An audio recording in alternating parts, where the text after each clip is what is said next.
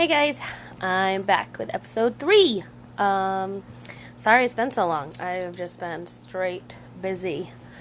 So I just kind of want to jump right in. Um, Last time I kind of went over like my parents, kind of how they met, their relationship, their divorce, and kind of life after that, from what I can remember. So I think this time I'm going to talk a little bit about my relationship with each of my parents, at least back then. This is Callie. Say hi, Callie. She's bugging me to give her love. Um, talk a little bit about my relationship with them when I was growing up. And I kind of left off last time with right before I met my mom's next boyfriend. I kind of lost count what number Lynwood was.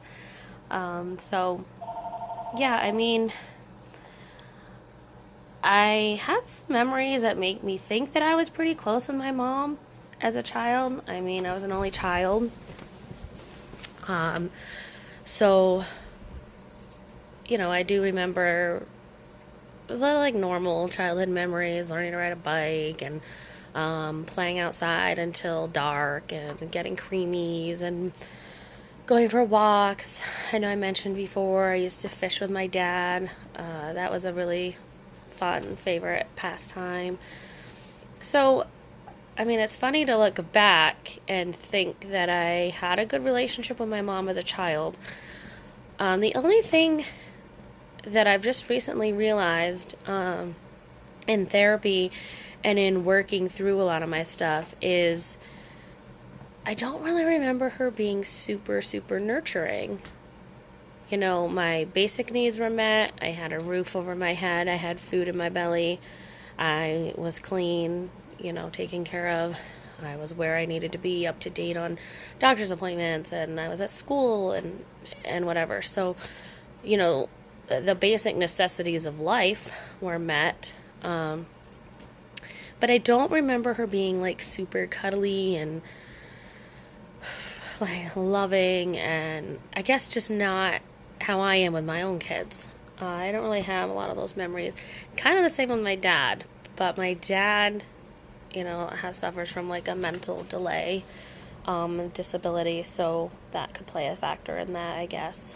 I know growing up I spent a lot of time at my grandparents, my mom's parents, and, we had the big, not big, but good size Christmas holidays and celebrations and birthdays and such. And, I was the only child, and so I was spoiled, but not in the spoiled sense of what we consider spoiled today in today's society. But, I would like to say lavished with attention, and I was, but not from my parents.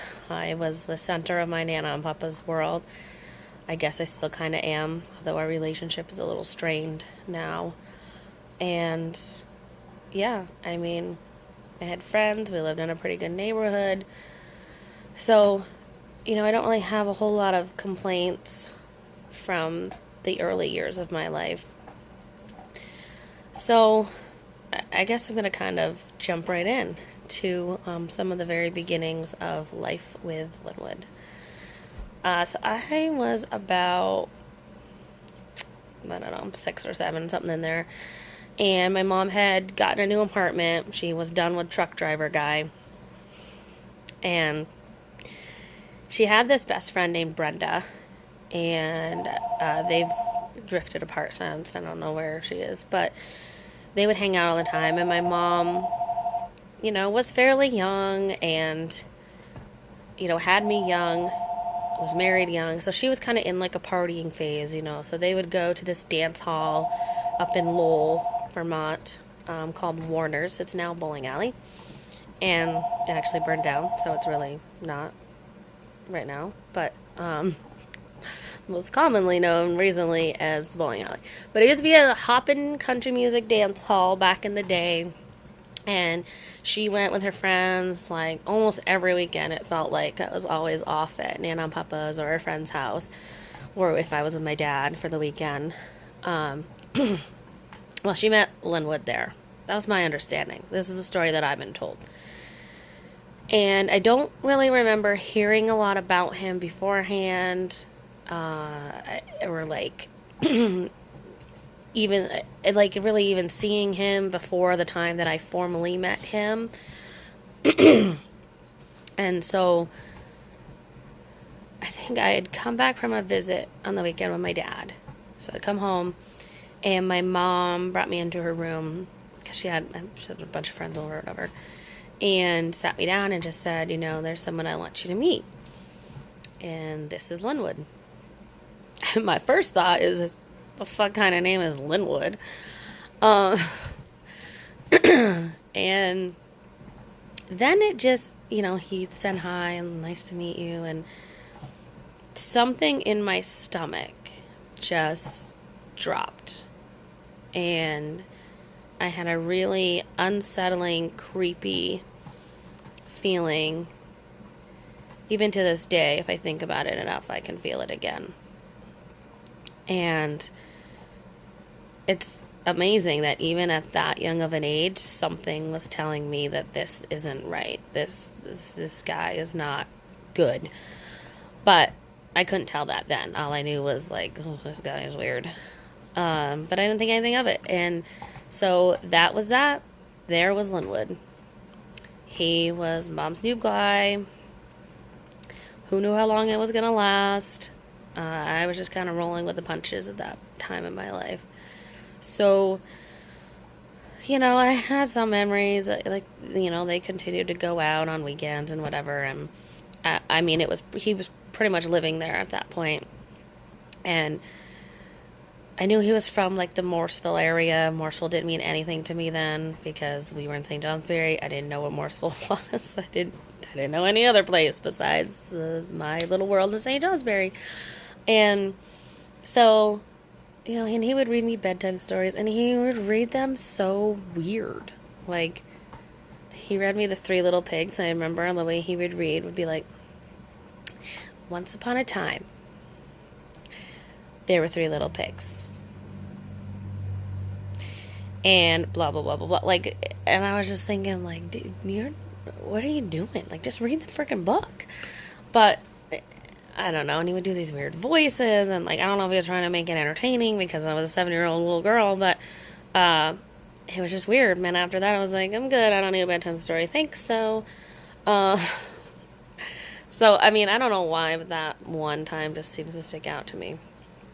So, I don't have a whole lot of other memories of living with Lynwood or having interactions with him right after we met.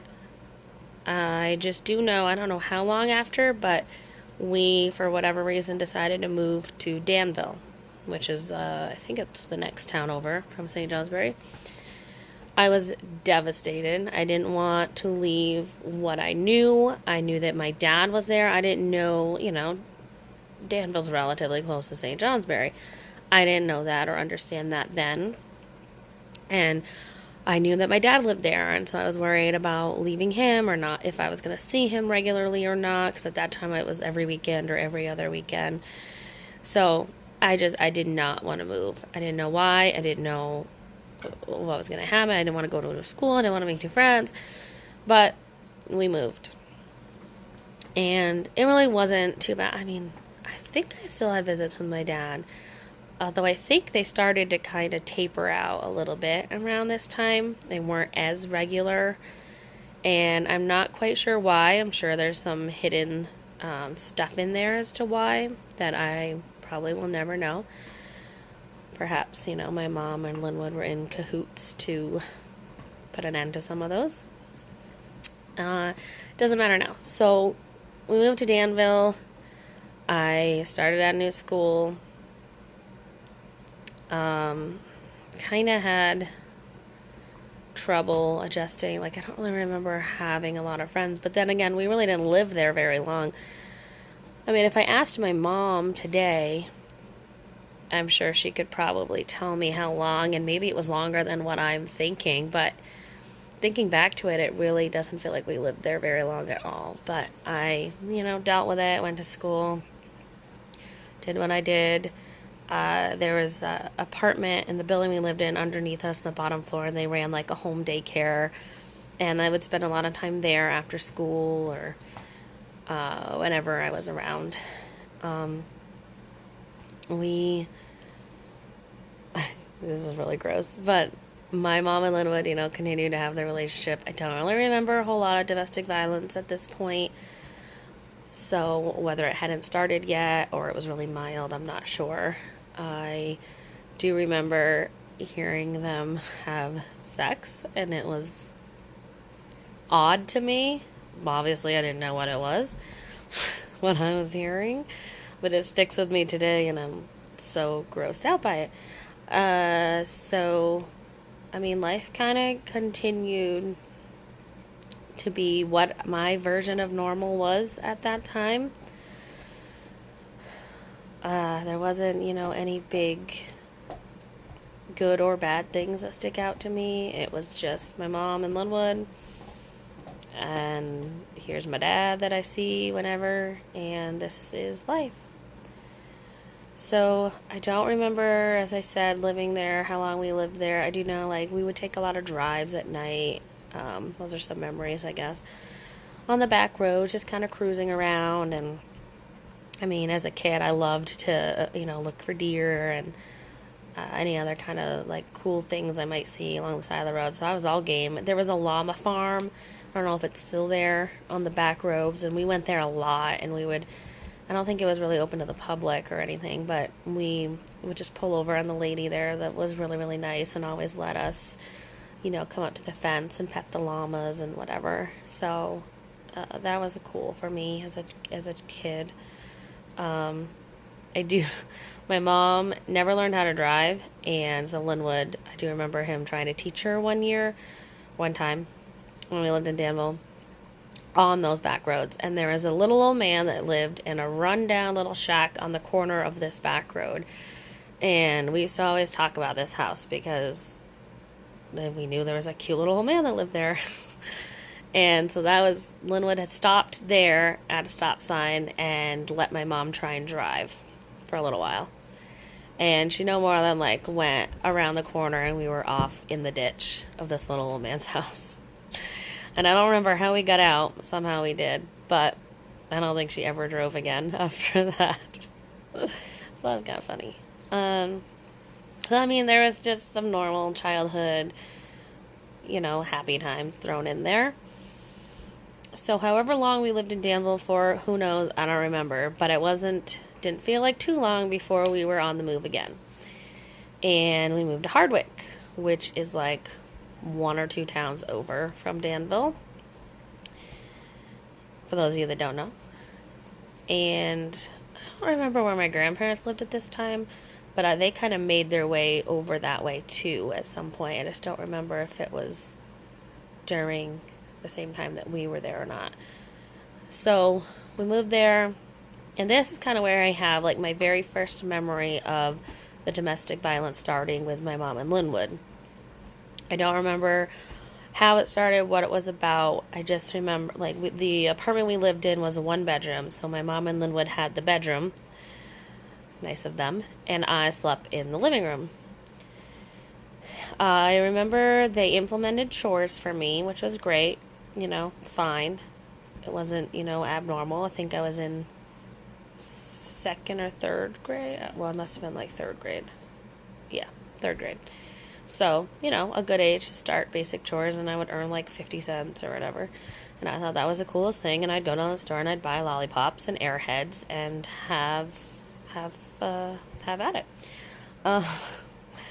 So there was one night that they were arguing, and I don't remember what was going on. They ended up in the bedroom. My mom's screaming at him, and he's doing whatever back to her. And he took his hands and just grabbed her face and kind of shook her head and threw her on the bed. And I was just standing there in the doorway, scared to death. And I started screaming and crying. And I was I'm going to go call the police, because I knew that, there were neighbors around that I could just run out and be can I use your phone? I knew there was a payphone. I knew how to use the payphone. So I knew that somehow if I needed or wanted to, I could call the police. And so I was like, I'm going to call the cops on you. And he's like, good, go ahead and do it. And I never did, obviously. I think I left, but I just went like down the hallway and sat on the stairs for a little bit and then came back. So, I mean, that was the biggest thing I remember, but that sticks out in my mind. So whether it was the first time or not, I'm not sure, but it was obviously traumatic enough to stay with me. And, other than that, there's not a whole lot I remember about life there either. There's that. There's just going to school, some, school memories, making some friends and field trips and spending time with my Nana and Papa. Again, I don't really remember seeing much of my dad at this point either. So it does seem that, like, as we moved, the distance really grew there. Not my choice, obviously. So, and again, I don't have really a sense of time of how long we lived there. I know we got our first cat. He was a little baby kitten, literally 6 or 8 weeks old, from a farm. And we named him Trouble, and we loved him dearly. He was my buddy, and perhaps maybe kept me sane through some of the stuff that was going to happen to me later on. So I think that's kind of a good stopping place, because otherwise I'm going to go on, and we're going to get to all the good stuff, and then there's not going to be any more episodes left. So that's some of that. Yeah, I mean, just a little end note as well, my relationship with my mom during these times was still kind of the same. I don't really have a whole lot of nurturing memories, good, I don't have necessarily good or bad. I mean, obviously the domestic violence was bad. Nothing really sticks out to me as far as events that we did or cool family memories or whatever. And I didn't really have a relationship with Lynwood. He was just kind of there. It wasn't good yet. It wasn't bad yet. It was just kind of there. Mom's boyfriend, I don't really remember referring to him as my stepdad or anyone else referring to him as that. Maybe they did. I just can't remember. But yeah, there wasn't any super sweet memories that stick out. The relationship with him just wasn't, from my memory, any kind of relationship. He was just another person, just in the house with us, in the household there. And my mom was just my mom, and we were just kind of living kind of parallel lives, I guess you could say, just alongside each other. My basic needs were still met, but other than that, I was kind of on my own. So, yeah, we'll stop there. I hope you continue to watch and subscribe and follow and like and share and whatever else you do. Still feeling out this YouTube channel thing. I think it's pretty cool. I've gotten some good feedback, so I'm going to keep doing it. Whether it's a good idea or not, who knows? I guess time will tell. I'm not very entertaining, but oh well. Watch anyway. It'll be cool. I'm having a lot of fun kind of just getting it all out there and sharing my stuff, and I know there are people that are like, that's not interesting. Why is she doing this? Who cares? But that doesn't really matter to me, because I have an end goal in sight, determined to get to that goal in helping other people and spreading the word and awareness, and somehow, one way or another, I will reach that goal. So watch if you want. I would love to have you on this journey, and if you don't care, then don't watch. Bye.